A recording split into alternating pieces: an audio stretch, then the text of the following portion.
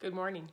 Denise Dryden here, doing my weekly Sunday morning video. And today I want to talk about dismantling and what dismantling actually feels like, because I think we're in a period of dismantling, right?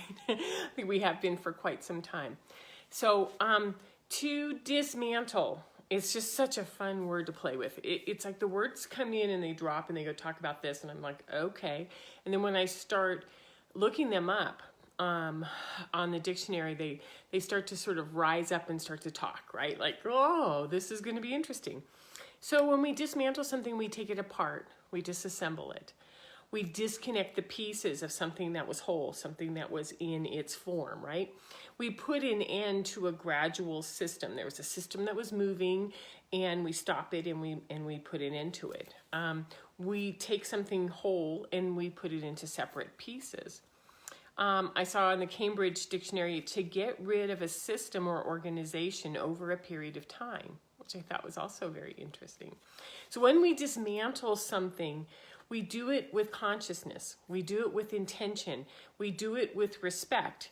And I was kind of thinking of, when we've dismantled an old house, or we've taken a garden apart and we've shared parts of it with other people because it's overgrown. When we've salvaged something, we're not doing it to demolish it. We're not doing it to destroy it. We're doing it to carefully pull apart the pieces that have value so they can be used for something else.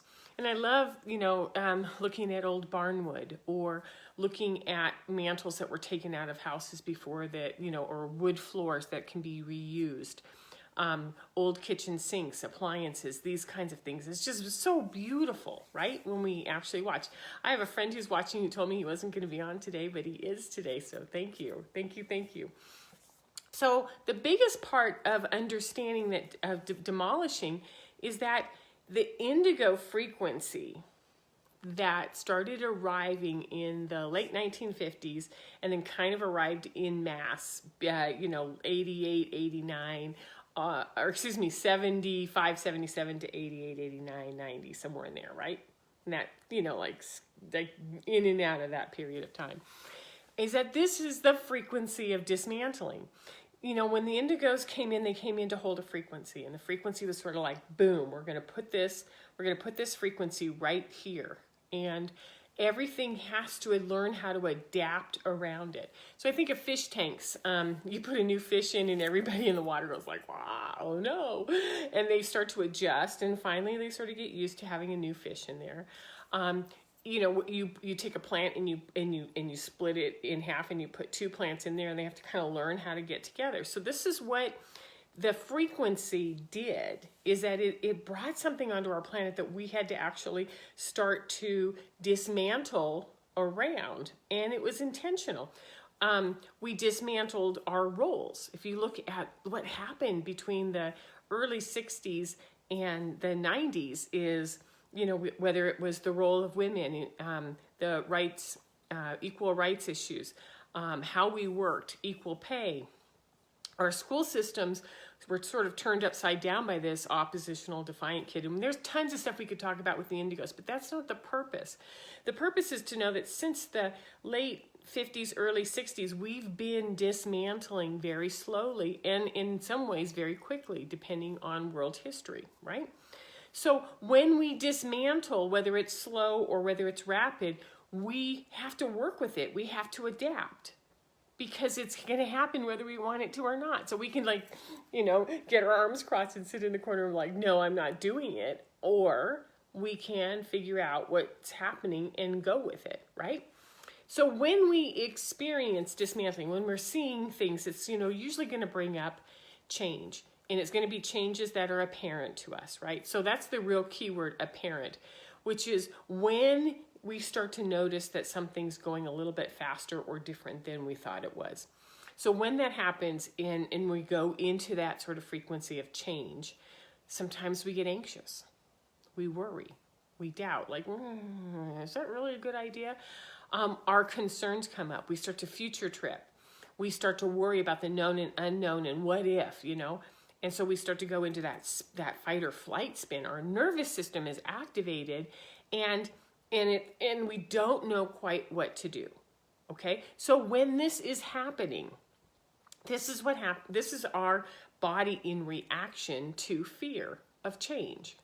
And so it makes sense that we're going to have a bunch of those symptoms of what happens. When we go into fight or flight, we either get really snarky and push against other people, right? Or we go into flight, which is I'm bailing, I'm going to move from here, I'm going to travel, I'm going to do something else. Distract, distract, distract, right?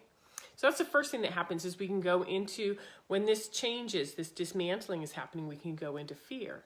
The second thing is that we can go into overwhelm, which is, whoa, things are coming too fast and it's hard to keep track of them. And a lot of us who are highly sensitive are experiencing an enormous amount of overwhelm at this time.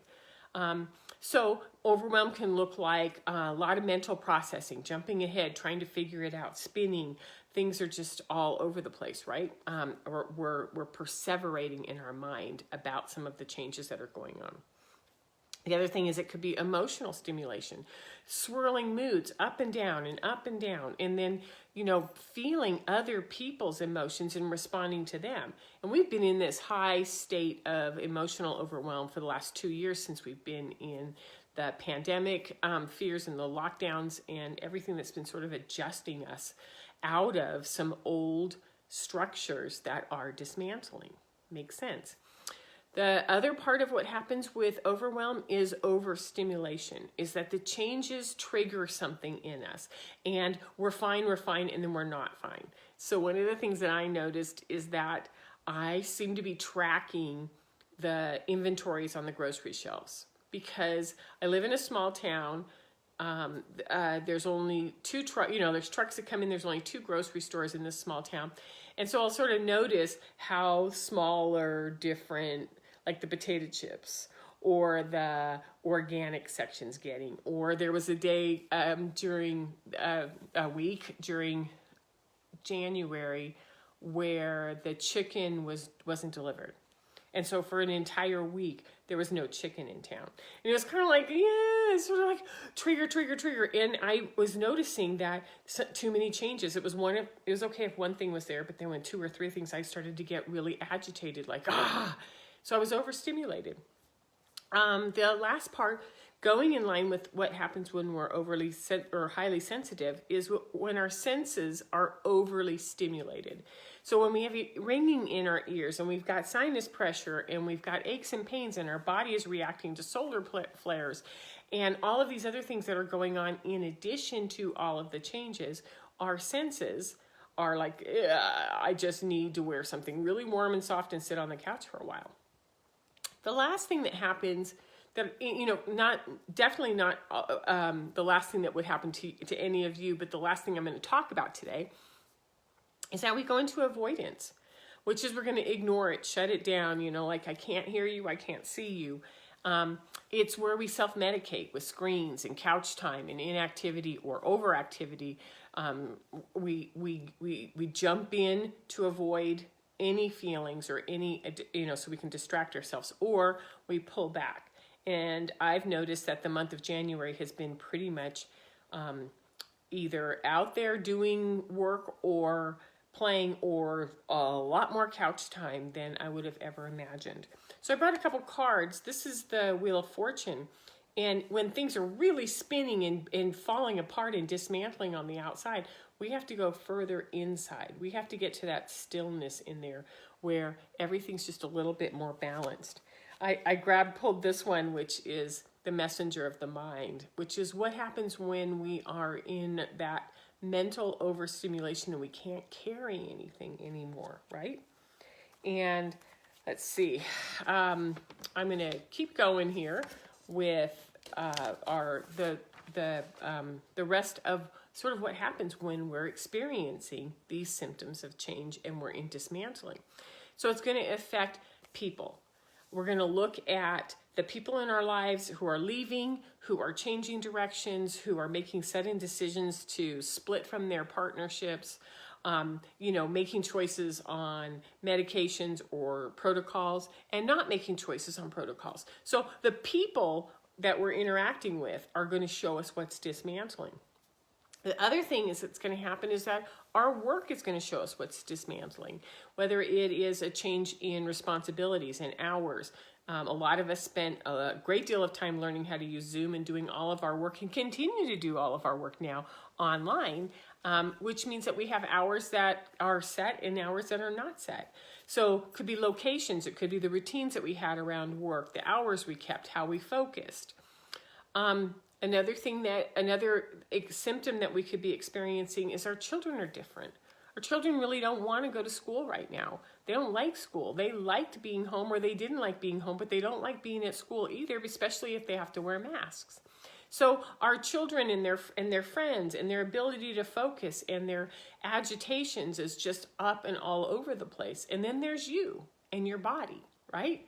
And your relationships and your interests, because all of this is just moving constantly as we're throwing little pieces off that no longer suit us. And we want to do this with respect. We want to do this with kindness, which is like, well, that just fell off. I'm not interested in doing that anymore. And then, of course we have to put in that our world, this big world of ours, right? Whether it's our government, whether it's our economy, whether it's our supply lines, whether it is the information we're getting in the media, this is all just dismantling in front of us. So we are slowly and rapidly dismantling. So for those of you who've been watching it, it's been a slow, steady, and now it's starting to speed up. You can feel it. You can feel all the parts and pieces are moving and shifting and realigning. So when this happens, I have 5 tips for you today on what you can do. So the first tip that I would give you is to notice your body and what's going on. Are you on your heels in that back, caught off guard, off balance, in that defense mode, which is I don't even know or I should say more like reaction mode. It's when, I was talking with a really good friend of mine who plays softball, and we both play a lot of softball. She was a shortstop. So, anytime you were on your heels, you just couldn't play. You were going to get caught off guard, right? So how do you get up on your toes? And you lean forward and you go there's a lot going on right now. I wonder what this is. And so it's watching it all. And so I find out, are you leaning back in resistant, or are you leaning forward? That's the first one. The second one, and we talk about this almost every week, is our breathing. So you can put your hand, at the top of the lower part of your chest or at the top of your belly, and go to that solar plexus and center yourself. And it helps you stay in your body. When we use our breath, it helps us center. It helps us become more conscious of, whatever's going on out there, I can pick it up. So I brought the Priestess card in this one, which is, I can pick up this stuff when I'm in my body and I'm conscious and I'm centered and all of me is interacting the same way, right? So we stay present, we stay conscious, and we manage our bodies. We manage our energy systems. Number 3 is to be a kick-ass observer, on it.